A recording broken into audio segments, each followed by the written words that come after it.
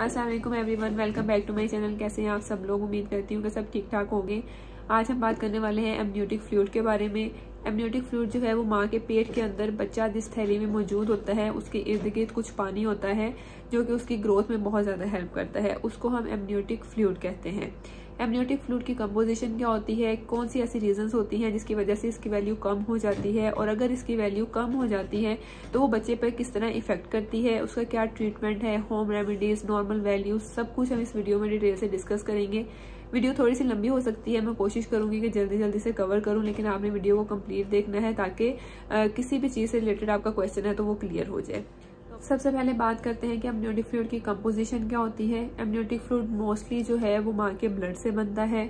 5वें महीने के बाद बात थोड़ी सी हैरानकुन है, लेकिन फैक्ट है कि बच्चे का यूरिन जो है वो एमनियोटिक फ्लूइड की कंपोजिशन में बहुत ही ज़्यादा होता है। इसके अलावा बच्चे की जितनी भी सिक्रीशंस होती हैं, चाहे वो स्लाइवा की फॉर्म में हो, नेजल सिक्रीशंस हो, वो सब एमनियोटिक फ्लूइड की कंपोजिशन में मौजूद होती हैं। एमनियोटिक फ्लूइड के अंदर बहुत ज़्यादा न्यूट्रिएंट्स, एंटीबॉडीज़, हार्मोन्स मौजूद होते हैं जो कि बच्चे की ग्रोथ में, डेवलपमेंट में बहुत हेल्प करते हैं। चाहे वो ग्रोथ उसकी मेंटली हो, डाइजेस्टिव सिस्टम की हो, एक्सक्रीटरी सिस्टम मतलब कि किडनी वगैरह की हो या लंग्स की हो, इस सब में एमनियोटिक फ्लूइड बहुत ही इंपॉर्टेंट रोल प्ले करता है। 5वें महीने के बाद वैसे भी बच्चा जो है वो स्वेलो करना स्टार्ट कर देता है, तो ये वही एमनियोटिक फ्लूइड होता है जिसे बच्चा स्वेलो करता है और फिर यूरिन के थ्रू पास करता है। इस तरह जो है उसकी सर्कुलेशन भी चलती रहती है। इसकी एक नॉर्मल वैल्यू होती है हमारी बॉडी में। अगर ये नॉर्मल वैल्यू ज़्यादा हो जाए या कम हो जाए तो ये बच्चे की ग्रोथ के ऊपर इफेक्ट करता है। सबसे पहले मैं आपको बता दूं कि इसकी नॉर्मल वैल्यू क्या होती है। जब हम अल्ट्रासाउंड करवाने जाते हैं डॉक्टर के पास, तो वहाँ पर डॉक्टर जो है वो हमारा एमनियोटिक फ्लूइड इंडेक्स चेक करती है। आपने अक्सर देखा होगा अल्ट्रासाउंड की रिपोर्ट के ऊपर, या फिर जो है वो जब डॉक्टर प्रिस्क्रिप्शन लिखती है तो उसमें AFI लिखा होता है।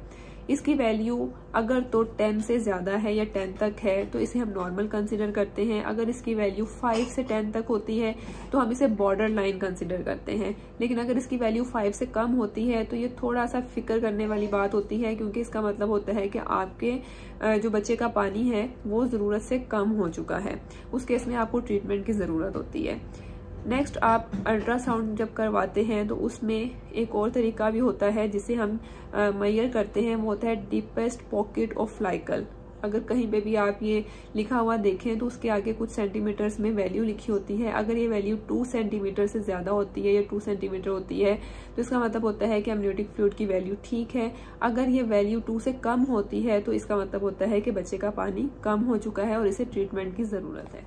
एमनियोटिक फ्लूइड कम होने की रीजंस क्या होती हैं? इसकी बहुत सी रीजंस होती हैं, लेकिन अगर हम स्पेसिफिक रीजन का हमें पता चल जाता है और उसके अकॉर्डिंग ट्रीटमेंट किया जाता है तभी वो इफेक्टिव होता है। लेकिन अगर कुछ ऐसी रीजंस होती हैं जिसकी वजह से अगर बच्चे का पानी कम हो रहा है तो उसको क्योर नहीं किया जा सकता। जैसे कि अगर बच्चे के अंदर कोई भी एबनॉर्मेलिटी मौजूद है, क्रोमोसोमल एबनॉर्मेलिटी भी हो सकती है। इसके अलावा जैसे मैंने आपको बताया कि बच्चा जो है उसको स्वेलो करना स्टार्ट कर देता है। अगर उसके डाइजेस्टिव सिस्टम में कोई प्रॉब्लम है या उसकी किडनी में कोई इश्यू है, वहाँ पे सिस्ट वगैरह मौजूद है, या फिर उसके यूरिनरी ट्रैक्ट में कोई मसला है, मतलब कि जिससे बच्चा जिस सिस्टम के थ्रू बच्चा यूरिन पास करता है, अगर उसमें कोई इश्यू है जिसकी वजह से उसे प्रॉपरली पास नहीं कर पा रहा, तो इन सब केसेस की वजह से एमनियोटिक फ्लूइड की वैल्यू कम हो जाती है।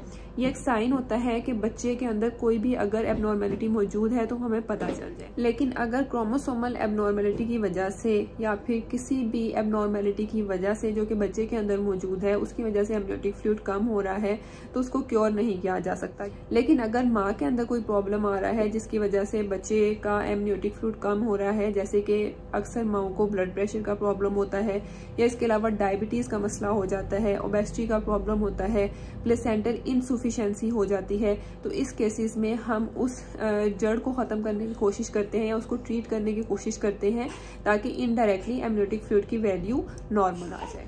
इसके अलावा जो है वो अगर माँ को डिहाइड्रेशन का प्रॉब्लम हो गया है, जैसे कि काफ़ी ज़्यादा वॉमिटिंग आ गई है या फिर किसी भी वजह से माँ में पानी की कमी हो गई है, तो उस चीज़ को हम IV फ्लूइड्स वगैरह देकर ट्रीट कर सकते हैं। इसी हद तक कहा जाता है कि रेस्ट करने से भी जो है वो एमनियोटिक फ्लूइड के ऊपर इफेक्ट होता है, लेकिन बहुत ही ज़्यादा कम होता है। लेकिन इसको हम ऐड कर सकते हैं कि हम अपनी रूटीन में थोड़ा सा रेस्ट जो है उसको बढ़ा दें। नेक्स्ट जो है अगर प्लेसेंटल इंसुफिशिएंसी है तो इस केस में भी बहुत से फ्लूइड्स दिए जाते हैं, ड्रिप्स की फॉर्म में दिए जाते हैं या वजाइनल टैबलेट्स दी जाती हैं जो कि उस चीज़ को कवर कर सकें और एमनियोटिक फ्लूइड की वैल्यू जो है वो नॉर्मल की तरफ आ सके। अगर माँ की डिलीवरी डेट आ चुकी है, जैसे कि 9 महीने कंप्लीट हो गए हैं लेकिन अभी तक दर्द स्टार्ट नहीं हुई और ना ही इंड्यूस की गई हैं, तो जैसे जैसे टाइम इंक्रीज होता जाता है वैसे ही एमनियोटिक फ्लूइड की वैल्यू भी कम होती जाती है। नेक्स्ट इसकी रीजन होती है कि अगर आपका एमनियोटिक सैक जो है उसमें कहीं भी लीकेज हो गई है, कहीं भी हल्का फुल्का सा वो डैमेज हो गया है जिसकी वजह से आपको एमनियोटिक फ्लूइड की लीकेज हो रही है, लेकिन नॉर्मली माओ को पता नहीं चलता है क्योंकि वो बहुत ही कम क्वांटिटी में होता है। ऐसे लगता है कि जैसे डिस्चार्ज की अमाउंट काफी ज्यादा हो गई है या फिर यूरिन की फॉर्म में उन्हें लगता है कि ये शायद यूरिन है, उन्हें एमनियोटिक फ्लूइड का पता नहीं चलता है।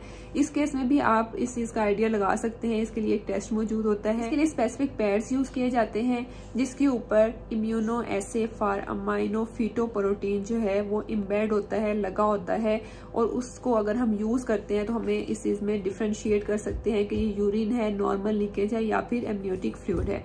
आई डोंट नो कि ये पाकिस्तान में अवेलेबल है या फिर नहीं है, मैं इसके ऊपर रिसर्च करूंगी। अगर ये अवेलेबल हुए तो मैं इसके बारे में आपको जरूर बता दूंगी। इसके अलावा इम्यूनोप्लाज्मा की इन्फ्यूजन्स लगाई जाती हैं ताकि एमनियोटिक फ्लूइड की वैल्यू जो है उसको नॉर्मल रेंज की तरफ लाया जा सके। इसमें जो है पॉसिबिलिटी नॉर्मल डिलीवरी की बहुत ही ज्यादा कम हो जाती है क्योंकि जैसे ही बच्चे का पानी कम होता है तो वो बच्चा जो है वो बाहर की तरफ नहीं आ पाता है, मूव नहीं कर पाता है प्रॉपरली, इसलिए सी सेक्शन की पॉसिबिलिटी इंक्रीज कर जाती है।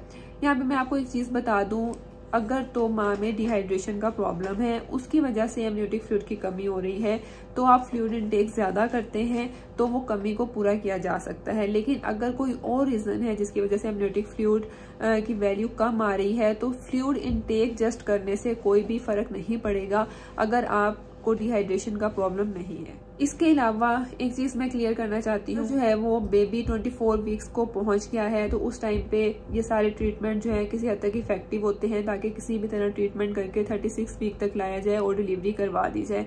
लेकिन अगर बहुत ही पहले जो है वो एमनियोटिक फ्लूइड की वैल्यू बहुत ज्यादा कम हो गई है तो ऐसी प्रेगनेंसी को कंटिन्यू करना थोड़ा सा मुश्किल हो जाता है। एंड ऑफ कोर्स अगर जो है वो एमनियोटिक फ्लूइड की वैल्यू कम होगी तो उससे बहुत सी कॉम्प्लिकेशंस आ जाती हैं, ग्रोथ रिटार्डेशन हो जाती है, मतलब ग्रोथ प्रॉपरली नहीं होती है बच्चे के बहुत ही कम वेट होता है, या अक्सर ऐसे होता है कि डिलीवरी के बाद जो है वो बच्चे की डेथ हो जाती है खुदा ना खास्ता।